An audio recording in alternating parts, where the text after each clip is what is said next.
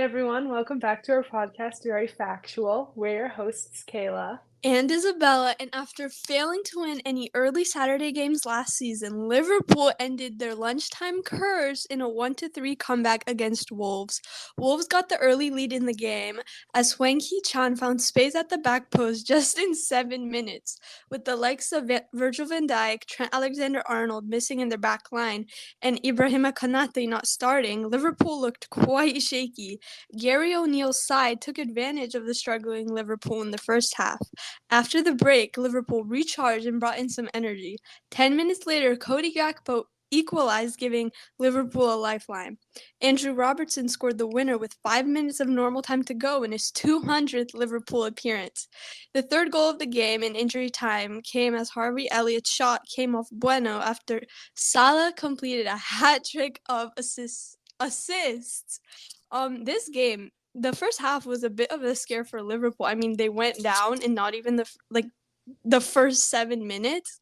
That was very scary, and I think not having their main back line, like when I think of Liverpool, I am a major fan of their defensive line, like Trent Alexander-Arnold, Virgil van Dijk. Joel Matip, he has not been in form, and we saw that Klopp kind of prefers Konate now.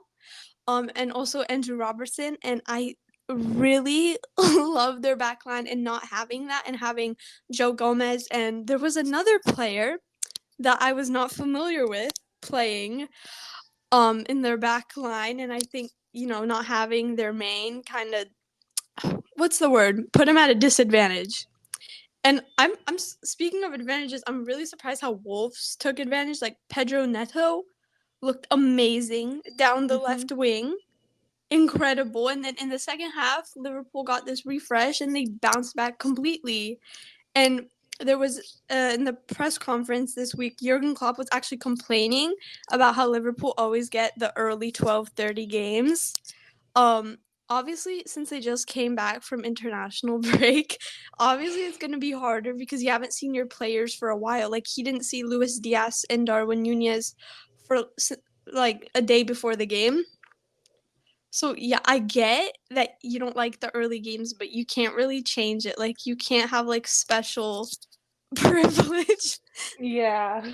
Like play the game, and then they didn't win any of their early ones last year, like I mentioned, and I think they broke their curse.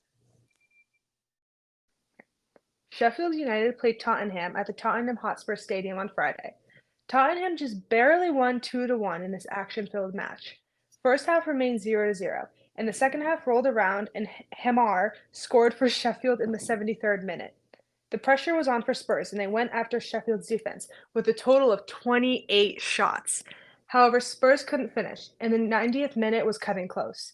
It was until the 12 minutes of stoppage time that was added that Spurs could make a comeback. Substitute Richarlison got the equalizer in the 8th minute of stoppage time, and just 2 minutes later, Kulisevsky fired another goal. I can't with names.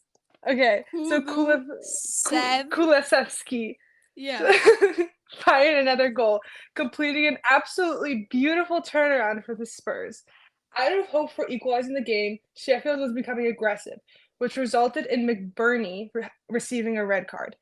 It was a very dramatic win for the Spurs and very unexpected once the 90th minute came around. I think Sheffield started to slack, knowing they basically won the game in the 90th minute.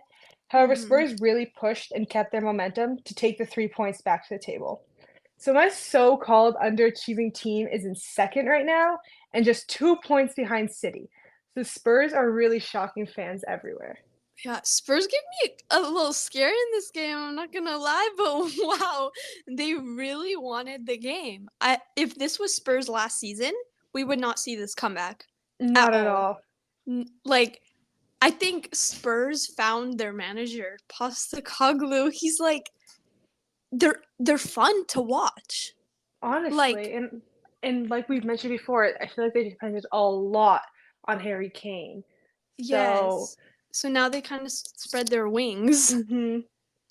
So like when they had what's his name, Conte as a manager and Pochettino, like it was very defensive, and they looked very bored, maybe kind of like depressed.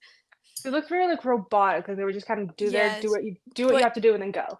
yeah, now they look like they're flourishing. Like Mhm. Postecoglou won Manager of the Month in the Premier League, and James Maddison won Player of the Month. It's crazy how they're 2 points behind City. It honestly is. I mean, I don't think that they're gonna beat City, but No, they're cutting really close. if they keep up this pace, they'll definitely be maybe title contenders, maybe like second, third place. For sure. Manchester United played Brighton and Hove at United's home stadium, Old Trafford. Even with United having a home field advantage, they still managed to lose 3-1. Looking at the stats, everything was pretty even, including the shots taken. But as we know, it's finishing the shots that matter. Brighton scored in the 20th, 53rd, and 71st minute before United scored their first goal in the 73rd minute by substitute Hannibal. Manchester United needed Brighton to score 3 whole goals before we could see even 1 goal scored by United. The reason Manchester United had lost, at least in my opinion, is because the Seagulls finished their chances while the Red Devils failed to do that constantly. Unlike United, Brighton simply took their chances. 3 great chances resulted in 3 great goals. We also saw once Hannibal and Anthony Martial were substituted, the push for the goal became greater. It seemed like a desperate attempt for a goal, and honestly, once Martial stepped foot on the field, he was absent for the rest of the game. I didn't really see him that much playing. He didn't really make an impact once he was substituted. Yeah, so Besides, oh oh, sorry, go sorry. on. No, No, go no, go go go ahead. go go go. All right. So besides the starting 11, United doesn't have quality players they can rely on Mm-mm. constantly. Maybe bar Alejandro Garnacho, but he entered the frame too late. Bottom line is individuals on the team are not performing. It's very difficult to see where their goals are coming from. Marcus Rashford did have an impressive first half, but other than that, no other member on the team seemed to step up. No, Old Trafford is no longer a fortress for them. It isn't. They had one of the best home records, and now Brighton took it away. I mean, even last season, first game, Brighton beat them at home too, and Mhm. Brighton ran absolutely riot. Oh my gosh. The first half, Man United like didn't play that bad, I would They say. didn't. They didn't, but when second half came around, they could not get the ball back. Oh They were my, it was horrendous. they could not keep possession. And some No. people are saying that like Manchester United can rely on Rasmus Højlund. However, you have to remember that he's literally 20 years old. Like you can't just rely on one player, never No. mind a 20-year-old. And like ultimately, Eric Ten Hag got it all wrong. Like he decided to line up with a new system, which looked like really great to begin with in the first half. But quickly we found out that like Eric Ten Hag doing this was wrong. No. Like Brighton controlled the game, and if Ten Hag keeps this up, like we should expect to see a lot of defeat on his shoulders. I'm not surprised they lost, though. I'm going to be honest with you. They haven't started off well this season at all. They only have 2 wins out of 5. And all of their off the field problems, like we have Sancho, which we'll get to later. We have Mhm. the Anthony he has some domestic abuse claims against him, and he won't be playing. And Harry Maguire we'll also get to later. And Yeah, I think the injuries are massively affecting them. Like no definitely. Shaw, no Malacia, Lisandro Martinez came back from an injury, and they literally had to rely on one of their youngsters to score the one and only goal, which didn't even matter. When you have Yep. they have good players. I'm not gonna be honest, like they do, but when you have to rely on one of your youngsters to literally score one goal for you, that means nothing. That's horrible. Honestly. Um, Honestly, like that 1 goal had to be scored. They had to really force it after Brighton scored 3 whole goals. Then they finally got 1 goal.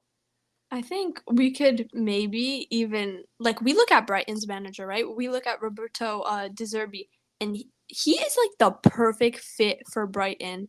Like Mhm. when Brighton had Graham Potter, yeah, they looked good, but De Zerbi really kept that consistency, and they are like running over these huge teams and they don't have like world class players. Like, I think maybe we have to take a look at Ten Hag and ask if he's like the right manager. Like, he's so deluded.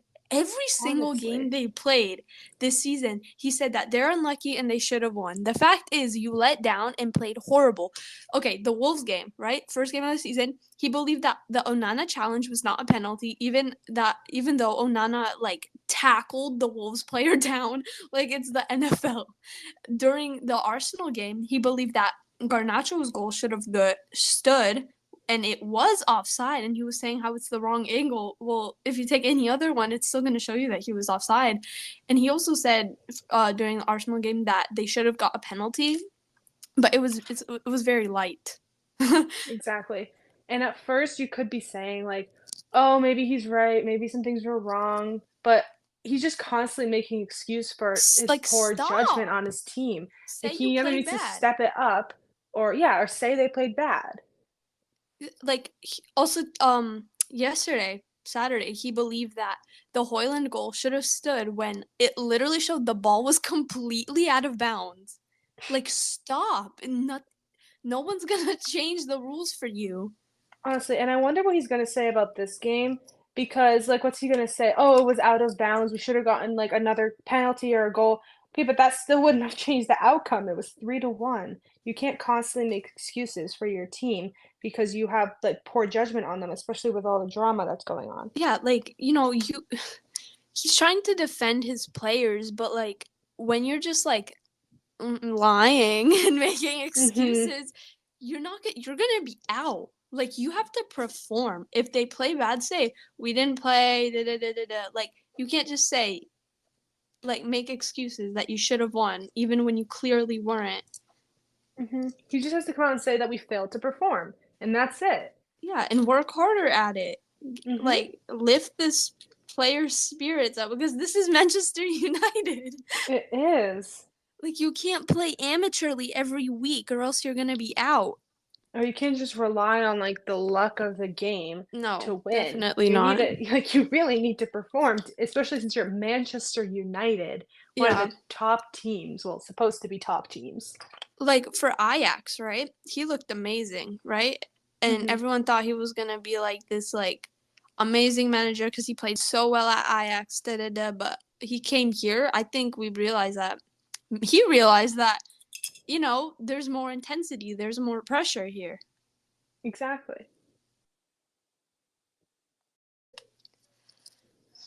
The Sancho Ten Hag standoff is continuing at Manchester United as Jadon Sancho removed his controversial social media post in which he claimed he was made a scapegoat by Eric Ten Hag. The message was pinned to the top of his former Twitter, now X account, but was removed. 90 Minutes says that the United management, coaching staff, and teammates have advised Sancho to remove the post. Monday was the first time Sancho met up with Eric Ten Hag after this all unfolded. Thursday, Man United released a short statement saying Sancho will now train alone, and now Eric Ten Hag is demanding an apology from Sancho, but Sancho is standing his ground and he is refusing. Kayla, what is going on? So, as you said, Jadon Sancho removed his social media posts that responded to Eric Ten Hag. And honestly, I think Sancho did the right thing to defend himself. However, he had the chance to apologize for his words, but didn't take it and is now forced to train away from United. And I Mm-hmm. feel like it wouldn't be such a big issue if he just kindly voiced what Ten Hag said was untrue rather than quickly responding out of anger. Like since he's still young, I believe that he didn't really think before he posted his opinion or defense against Eric Ten Hag. And I do agree that he has the right to defend himself. But if he like maybe considered his words a little bit more, Ten Hag might have not wanted an apology. He might have rather considered a compromise. Yeah, so I think me and you were kind of advocates for his social media posts, Mm-hmm. but now he needs to apologize. Like, Yep. cuz what he did, it was controversial, I'm not going to lie, but Eric Ten Hag should also apologize. I don't know, maybe he did. I don't know, Yep. but if he didn't, I mean, if he did, then Sancho does have to apologize because the manager apologized. Now he has to apologize. He can't It's play a this two-way game. street. Yeah, he can't play this game. He And can't. I thought the statement was the correct decision to put out, but you know, like letting someone lie shouldn't be tolerated, even if it is the authority. Everyone's saying that he has to respect the authority, that you can't like say anything against the manager, but if the authority is saying something completely untrue, the authority could literally ruin your reputation and you can't Mm-hmm. fix it. Exactly. So I agree with what you said. He does have the right to put out the post. Yes. But like I said, maybe he should have been a little bit more nicer so they wouldn't have to be forced to apologize rather Yeah. than have that like Or compromise or even both of them apologizing. or maybe even he didn't have to maybe post something on social media. He could have went to the manager in private and talked about Mm-hmm. it. You At least know, defend yourself. you had the But whole go ahead. sorry, but also if you just went to the manager in private, the people would know they think that it's true and it could tarnish his reputation. No, but So even I can understand both sides. even Eric Ten Hag, he did not have to say what he said about Jadon Sancho after the Arsenal game. He could have completely ignored the question or said like, "Oh, we left him out because like something else." Like you Hmm.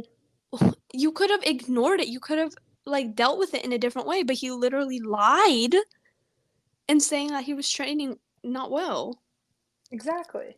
And there's obviously going to be one winner in this standoff, and it's obviously going to be Eric Ten Hag because he is the Hmm. manager, but he cannot let a player challenge his authority and let it slide. Like we Mm-mm. saw it with Ronaldo. Um he took advantage of that, and if if this means that Jadon Sancho has to leave, then like literally so be it. Because right now, not apologizing is gonna cause him more problems. Exactly. Like if you did apologize, maybe you would play again. But now there's a bunch of stories out that he literally might not even play for the club again, and we'll probably see him out in January.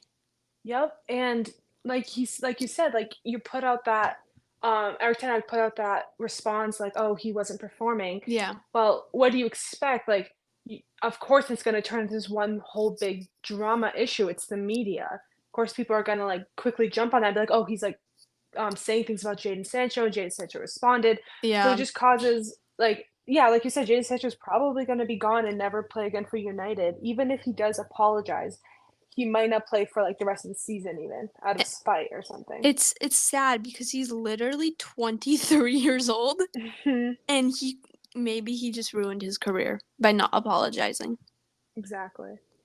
So, following England's friendly clash with Scotland this week, Gareth Southgate responded to all the hate Maguire is getting by basically saying enough is enough. He's not happy with Maguire's treatment by the fans. He has called the criticism a joke. Maguire responded to the hate saying, "Relax, I can handle it. It doesn't bother me." Kayla, have England fans gone too far with the Maguire hate? So, as you said, previous Manchester United captain and England starter Harry Maguire has been receiving a lot of hate from his Mm-hmm. so-called fans. He's had amazing form like over the years, a few years ago, Oh yeah. and it has decreased Oh. so much.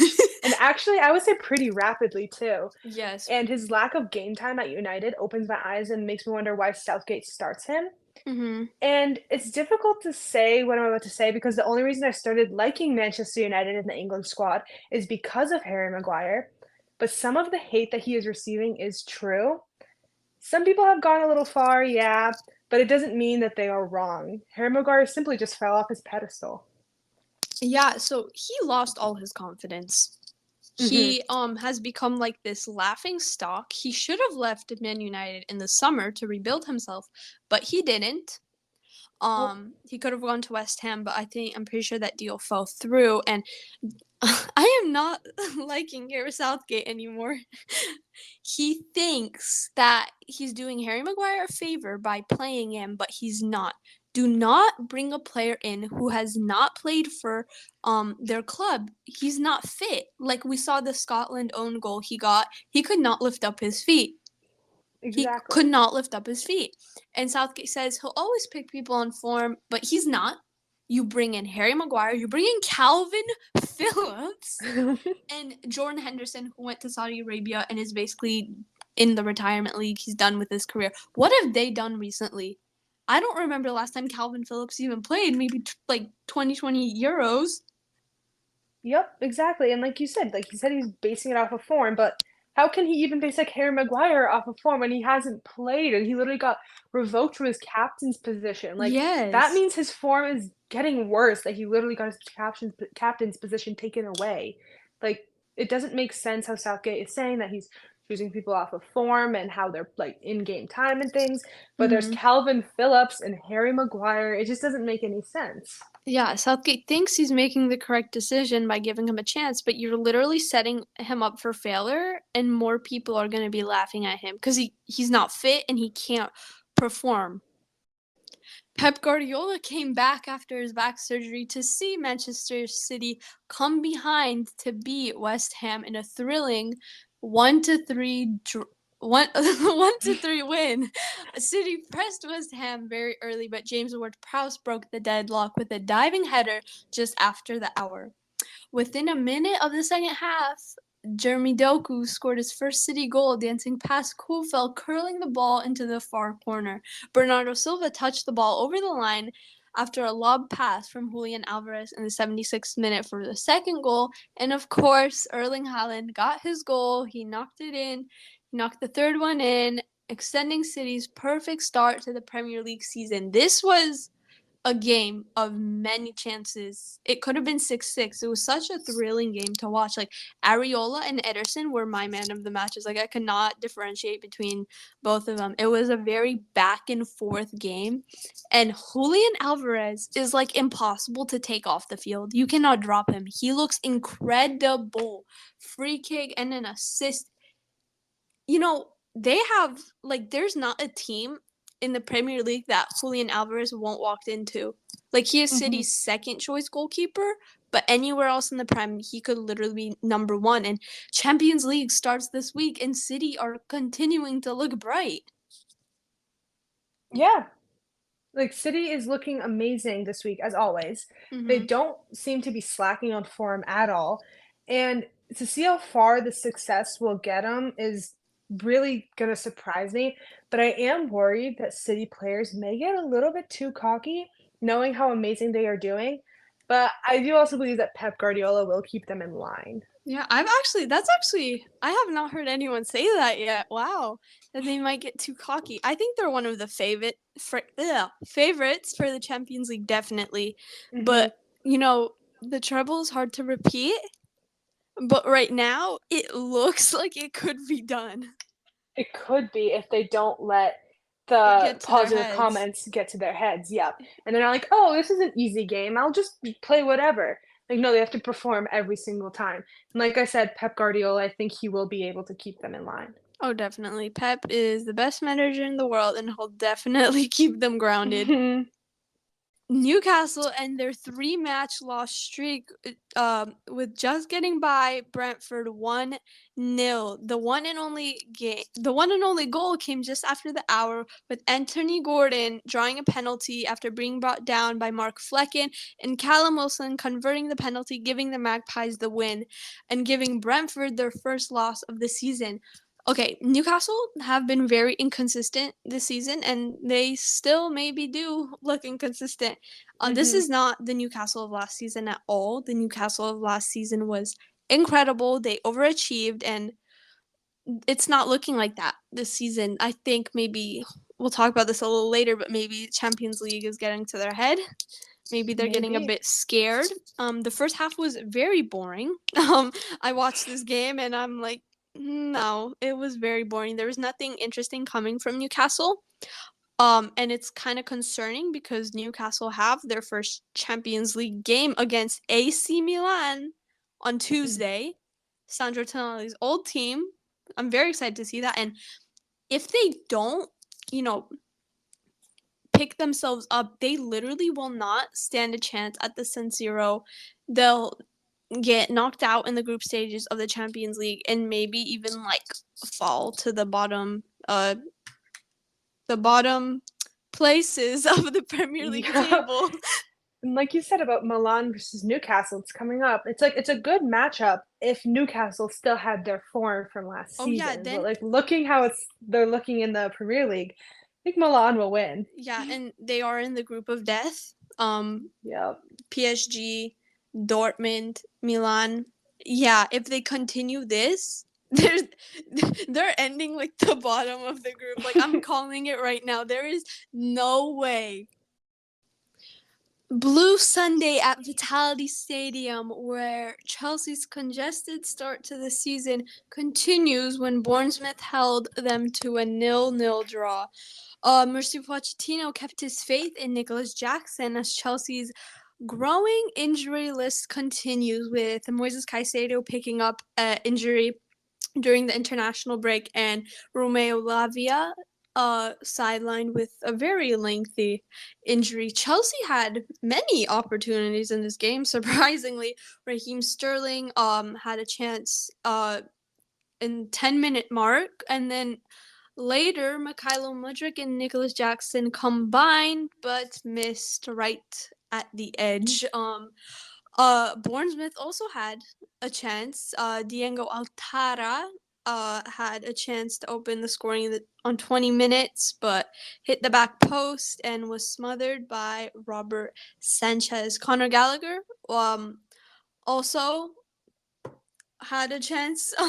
He forced an amazing save from Neto, and in the second half, Chelsea thought they've scored just after 3 minutes, but Levi Colwill was offside after Raheem Sterling hit the post with a free kick. Bournemouth also had one last golden chance with 12 minutes to go, but Dominic Solanke's effort was saved by Sanchez's legs. Chelsea really should have won this game.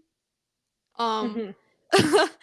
They had chances. They just can't capitalize on them. Yep. And it's obviously so concerning because it is Chelsea. And if they literally continue to play like this, um like I don't even know what to say. Like They're just not gonna. Sorry, go on. no go. I was gonna say like they're just not gonna rise up on the table if they continue just to even bring back like 1 point, 0-0. Like I at least expected it to be 1-0, considering how selfie Chelsea how how Chelsea is like supposed to play. They're expected to be great, yet they're not, and they haven't been. Yeah, like they're gonna get Pochettino fired. Yeah. And literally Pochettino, in his after match interview, he literally says to the Chelsea fans, I don't know what to say anymore.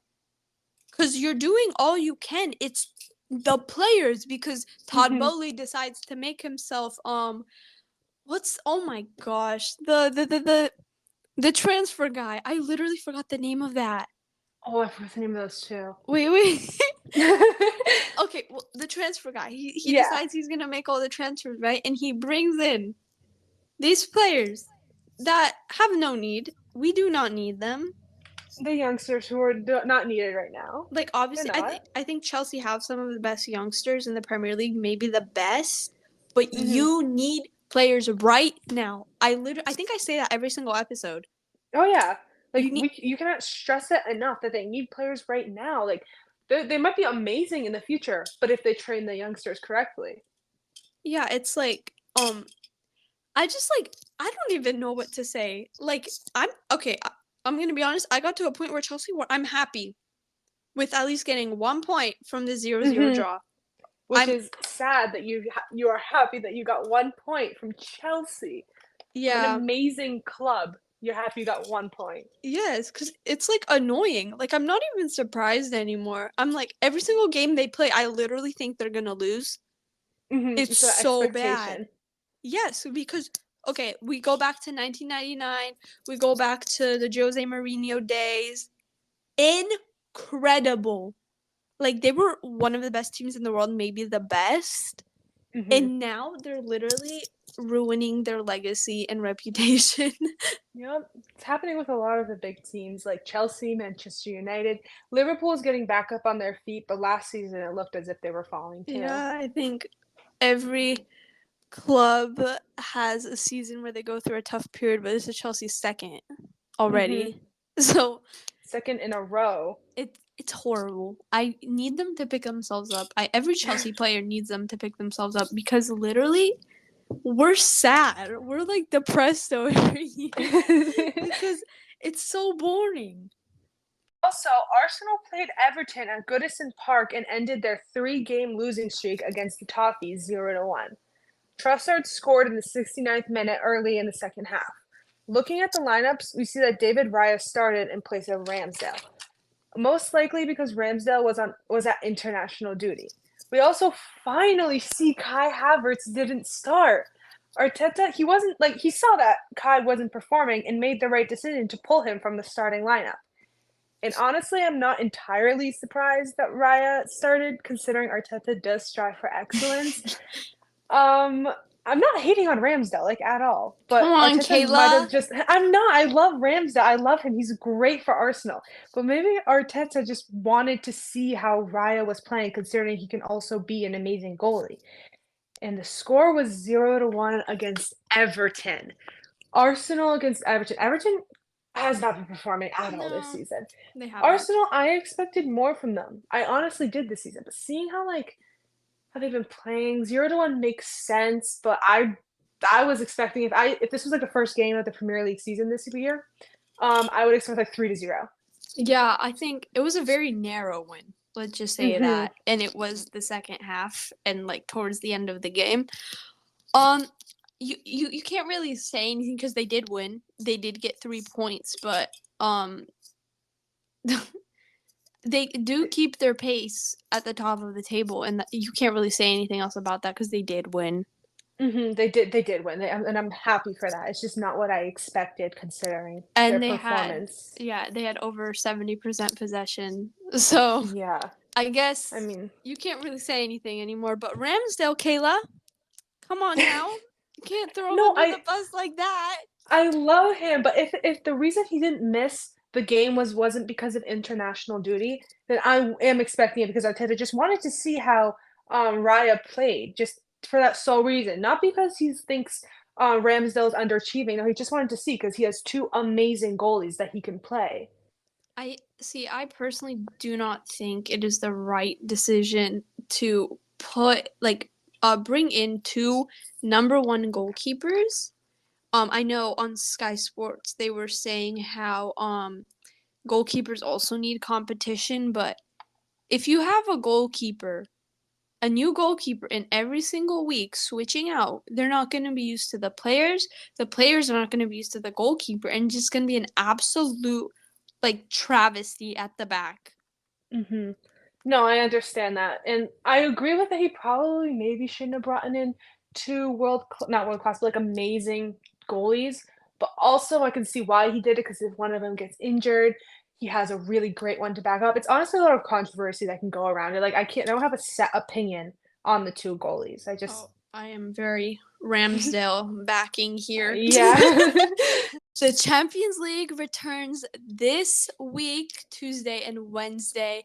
And some of the big games that are coming up this week are, of course, like we said before, Milan and Newcastle at the San Siro.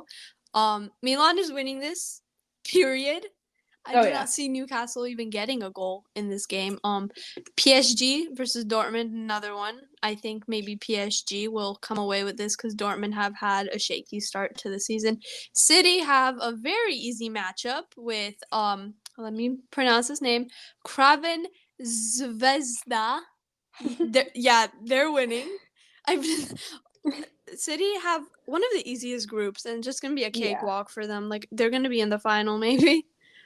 Barcelona are taking on Antwerp. I think Barcelona also stand a good chance.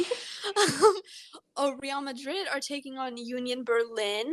It's maybe they have maybe a bigger task to do, but I think Madrid with Jude Bellingham, they're gonna take this one away. And Jude Yep, Jude Bellingham, Bellingham, he's been incredible recently, like absolutely incredible. yeah, and I maybe he's one of the best defenders in the world at the moment, maybe the best, but you don't want to say Mm-hmm. anything too early because he's literally No. 20. But he is, oh my gosh, incredible. Like Vinicius Jr. is getting jealous.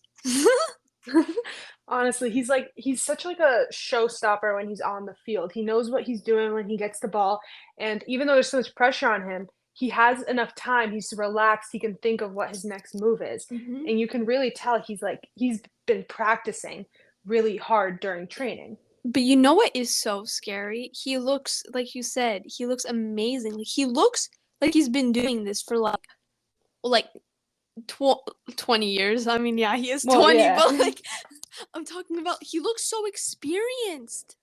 He he looks like, does. but he's 20 and he's playing better than some of these other midfielders.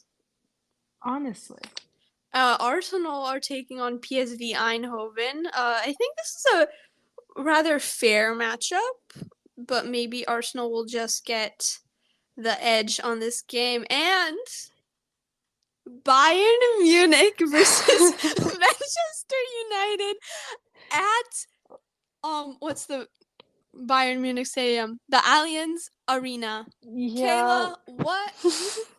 There's no chance, huh?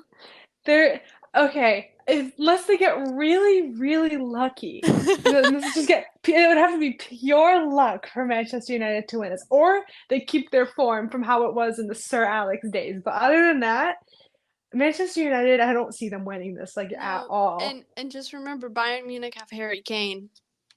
Oh, yeah, And since it's away at Bayern, and Manchester United have been very wonky. Let's just say yeah. that to be nice. It's They've been gonna. slacking. Oh yeah, definitely. It's gonna be very tough. Like the atmosphere at the Allianz Arena is incredible, and I think it will maybe get to United because they don't have a lot of their main players like we talked about. Hmm. Anthony, he cannot play. Shaw injured, Malacia injured, and just they have been just off, like we They said have earlier. been. So I think they're not gonna win. If Bayern No, don't win, I'm gonna be raging. it's gonna be such a shocker. I mean, I'll be so happy, but it's Yeah, gonna be such a shocker. but like it won't be deserved because literally, if you look on Mm-mm. this on paper, talking about form now, Bayern Munich is supposed to win this game 100%. Oh yeah. And I would be so happy if Manchester United wins this. But honestly, I don't see it happening. Their form is so bad and Bayern's has been like great recently. So And they have Harry it's Kane. just yeah, they have Harry Kane and Manchester United, well, they have Rashford, but he's not very constant this season. No. So with all that being said, that wraps up today's episode. Thank you everyone for joining us. Tune in next week and don't forget to follow us on our Instagram and YouTube at Very Factual Podcast.